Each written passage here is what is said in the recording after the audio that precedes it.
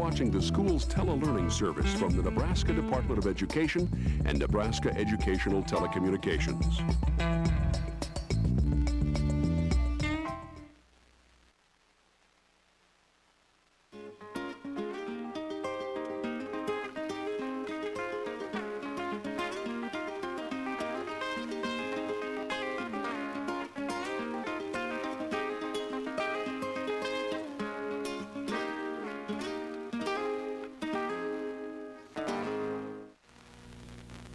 Once upon a time, a witch loved stories galore, and greedy as she was, she wanted more and more. When she saw that the librarian had stories of all kinds, she said, "I'll capture you, all your stories will be mine." There took place a curious chase through meadow, tree, and flower, till at last they ended up right at the witch's tower. Now poor Marian, the librarian, a prisoner she'll stay, until the witch is happy and lets Marian go away.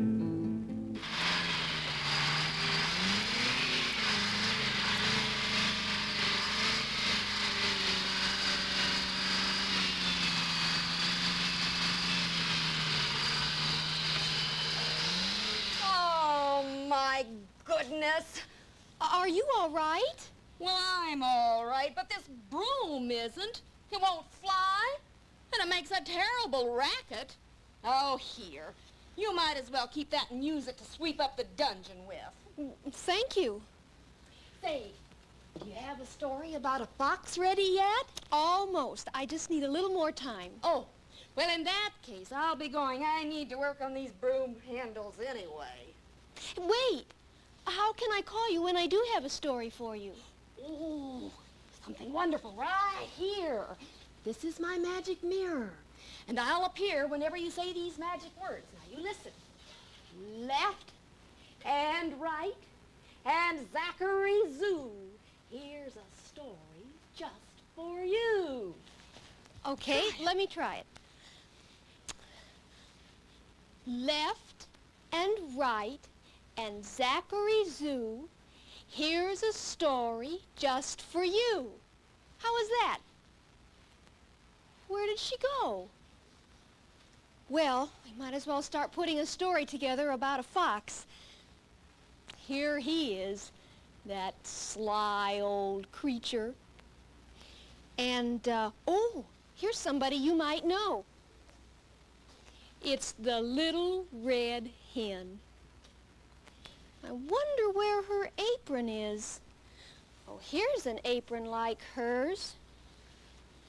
And inside, I bet, are her little scissors. Well, let's put these things in the machine. The fox, the hen, and the apron. We'll turn it on.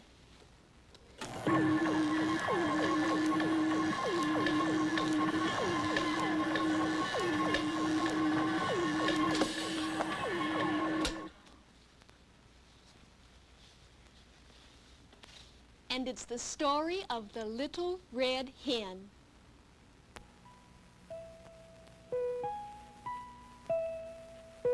Once upon a time, though I can't say exactly when, there lived away in the country a little small red hen. She wore a nice little apron and a little sunbonnet too, and she walked pickety-peckety as little hens always do. She had lived the whole of her little life in the same little house. It stood all by itself in a lonely spot just at the edge of a wood. It was very snug and cozy and warm, and the garden wasn't big, but just what a little small red hen could nicely manage to dig. And once upon a time, just the same time, of course, there also lived a wicked old fox among the heath and horse. Silently, slyly, he crept round the fields, stealing geese and ducks and cocks, dressed in a hat and a long great coat, this wicked, cunning old fox. His house was perched on top of a hill. It was made of rock and stone. He and his wife, old Mother Fox, they lived there all alone. It was dark and damp and drafty, ugly and cold and bare. a tidy little small red hen would never be happy there. Now, the wicked old fox had often tried, over and over again, to catch by some sly trick or other the little small red hen. But she was far too clever for him. She never let him find her.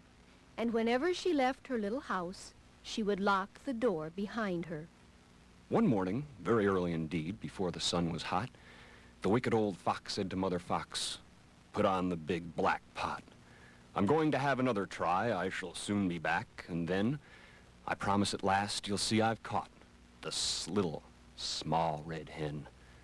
So he put on his hat and shouldered his sack and walked very sly and slow until at last he came in sight of the snug little house below.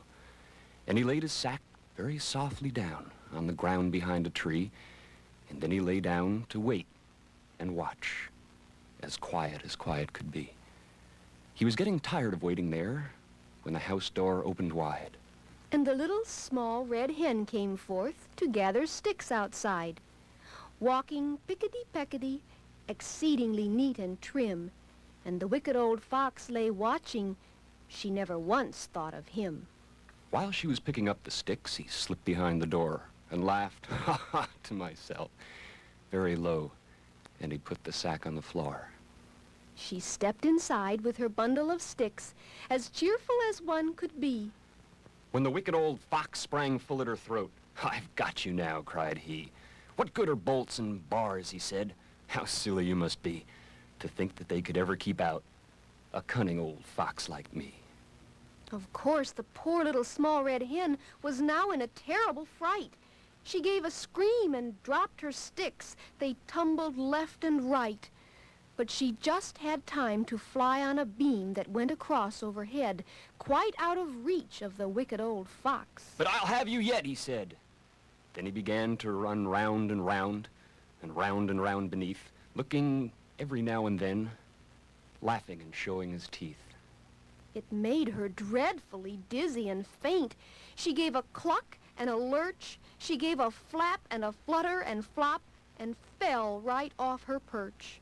Then the wicked old fox threw open his sack, and in less than half a minute, he had picked her up, and with a cry of joy, and hastily stuffed her in it. He swung it over his shoulder and smiled and started off for his den.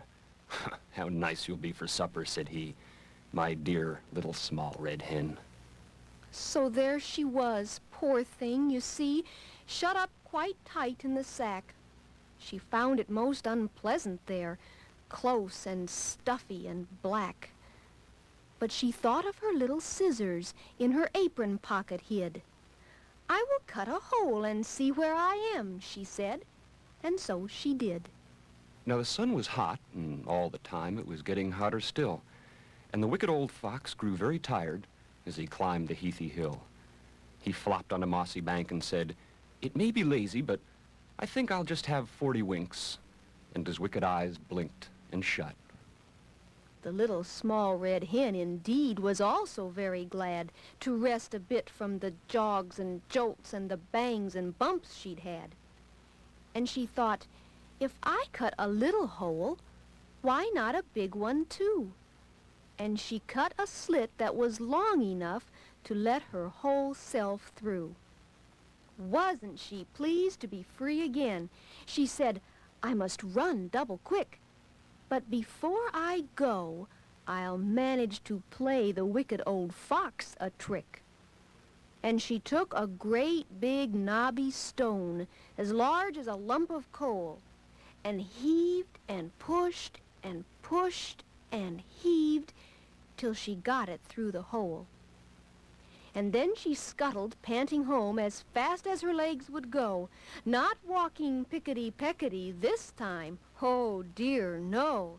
She scuttered and fluttered down the hill and scampered through her door. "Thank goodness," she said, all out of breath. "I'm safe at home once more." But when the wicked old fox woke up, it was getting dark and late. He shouldered the sack and found it now a most remarkable weight. "Dear me," he said, "she weighs like a goose. I thought she'd be light as a wren. What a splendid supper we'll have tonight off this little small red hen." So heavily, wearily trudged he home, and he kept shifting the sack about. And when at last he came in sight, there was old Mother Fox looking out. He asked, "My love, is the pot on the boil?" "It's boiling fast," she replied. He said, "Then take the lid off, my dear, and we'll plop her plump inside." So old Mother Fox took off the lid, hot and steaming and black, while the wicked old fox, with hurry and haste, untied the mouth of the sack. And splash went the great big stone. It was a splash, my word. I don't suppose a splash so loud has ever before been heard. The bees and birds and bunnies all, who had gone to bed for the night, for miles around woke up with a jump, in a most tremendous fright. And the boiling water in the pot splashed out on every side, and terribly scalded the wicked old fox and old Mother Fox, and they died.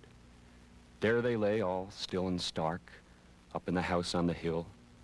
There they lay, and for all I know, there they are lying still. But the hen lived happily, just as before, in her dear little house by the wood, walking pickety-peckety, working as hard as she could.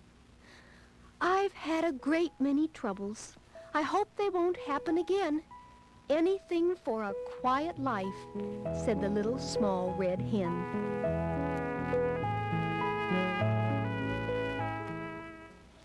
Why, that story was written like a poem, wasn't it? Did you hear some rhyming words? Hen, when, fox, box. I think Kerfumbly will like this story, and if she does, maybe I can go on to the library. Help me call her, will you? Left and right and Zachary Zoo, here's a story just for you.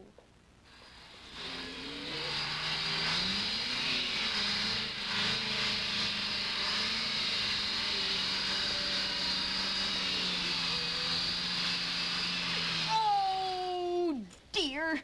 This just isn't a bit better. What'd you want, dearie? Here's a story. Oh, a story already. Thank you. The Little Red Hen. Hen? I wanted a story about a fox. Is there a fox in this story? Oh, there is. Is he a good fox or a bad fox? Oh, a bad fox. Did he catch the Little Red Hen? He did.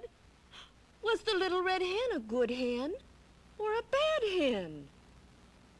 Oh, she was a good hen. Did she get away from the fox? She did. She got out of the bag. Well, how did she get out of the bag? Oh, with her scissors. Oh, I'm so glad she got away. Oh, but I don't want Marion to get away. I want another story. Let's see. Now, this story has rhyming words in it. Hen, when, fox, box. Marion, you know, witches never use rhyming words in stories, only in magic spells. Oh, Kerfumbly, you don't like the story? Oh, I love the animal story. Just try to find one that doesn't rhyme. An animal story that doesn't rhyme. Will you look for a story like that? And I'll meet you right here next time. Once upon a time, a witch loved stories galore, and greedy as she was, she wanted more and more. When she saw that the librarian had stories of all kinds, she said, "I'll capture you, all your stories will be mine." There took place a curious chase through meadow, tree, and flower, till at last they ended up right at the witch's tower. Now poor Marion, the librarian, a prisoner she'll stay, until the witch is happy and lets Marion go away.